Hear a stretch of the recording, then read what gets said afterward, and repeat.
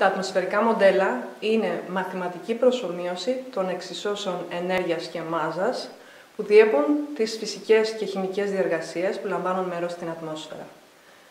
Χρησιμοποιούμε ατμοσφαιρικά μοντέλα όταν θέλουμε να προσομοιώσουμε την κατάσταση της ατμόσφαιρας σε χώρο και σε χρόνο που δεν υπάρχουν διαθέσιμες μετρήσεις. Ένα από τα πιο σημαντικά συστατικά που καθορίζουν το πόσο καλά αποδίδουν τα ατμοσφαιρικά μοντέλα είναι η ποιότητα των δεδομένων εισόδου και συγκεκριμένα, στην περίπτωση των χημικών μοντέλων, είναι η ποιότητα των δεδομένων που αφορούν τις εκπομπές των αερίων ρήπων από ανθρωπογενείς και φυσικές διαδικασίες. Για παράδειγμα, αέριοι ρήποι που εκπέμπονται από βιομηχανία, μεταφορά, από την κατανάλωση και την παραγωγή ενέργειας, αλλά και ρήποι που προέρχονται από τη φύση, όπως είναι τα σωματίδια σκόνης ή το θαλάσσιο άλας, αλλά και βιογενείς εκπομπές που προέρχονται από την βλάστηση.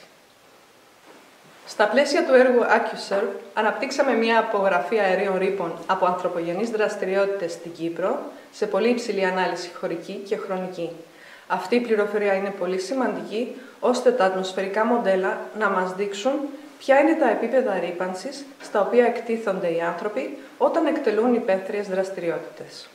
Το έργο AccuServe, που χρηματοδοτείται από το Ίδρυμα Έρευνας και Καινοτομίας, μας επέτρεψε να αναπτύξουμε ένα μοντέλο πρόγνωσης της ποιότητας του αέρα, το οποίο είναι σε ανάλυση τουλάχιστον 10 φορές καλύτερο από ό,τι είναι τώρα διαθέσιμο για την Ευρώπη, καθώς και σε συνεργασία με το Ινστιτούτο Κύπρου, το τμήμα που παρατηρεί τη σύσταση της ατμόσφαιρας, αλλά και το Τεχνολογικό Πανεπιστήμιο Κύπρου, καταφέραμε να αξιολογήσουμε την ακρίβεια του μοντέλου μας. Στη συνέχεια, αυτό μας επιτρέπει να μελετήσουμε σενάρια για τη μελλοντική εξέλιξη της ποιότητας του αέρα, καθώς και τα αποτελέσματα πολιτικών που είναι τώρα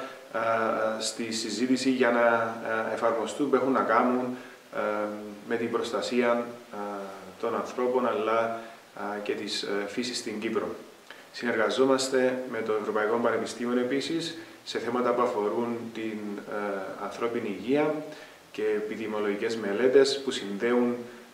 την ποιότητα του αέρα με ασθένειες και θανάτους.